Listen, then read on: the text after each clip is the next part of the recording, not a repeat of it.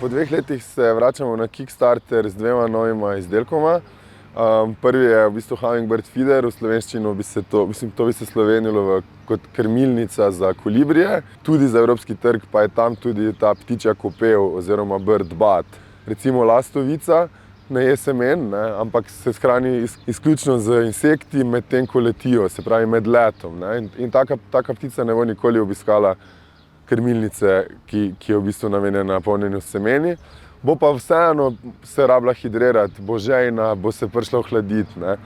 Gre za to, da skušamo te ptičje selfije razširiti na čim več ptičjih populacij, da zajemamo še več podatkov. Tisti nek prvi občutek, ko smo v bistvu začeli izvajati prve teste pred zdaj že skoraj 3 leti, je vendarle nekako se zdelo, da nagovarjamo tiste hardcore ptičje ljubitelje, pa se je izkazalo, da v bistvu Bird Buddy nagovarja mnogo širšo skupnost. Torej, več kot tretjina je denimo rekla, da pred Bird Buddyjem nikoli ni krmila ptic.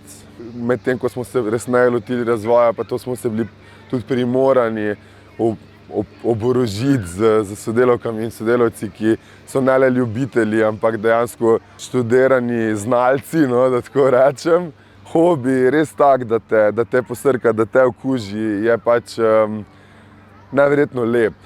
Kickstarter in podobne platforme so v bistvu ključnega pomena za razvoj kakršnihkoli produktov, ki terjajo v bistvu hardware razvoj. Se pravi, jaz sem celo življenje se loteval produktov zaradi strasti in nisem štel, preden je 1000 ur minilo, preden sem prvič komu sploh pokazal ali pa vprašal, kaj si misli ali pa kaj.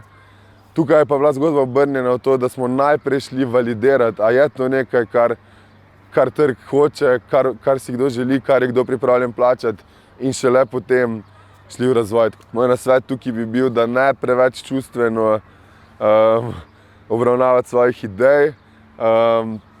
Tako za vsako dobro pride 100 slabih in ne zgubljati preveč časa z njimi, dokler ne dobiš nekih signalov, da se ti to splača. Zdaj, če gre za neko tržno for profit idejo.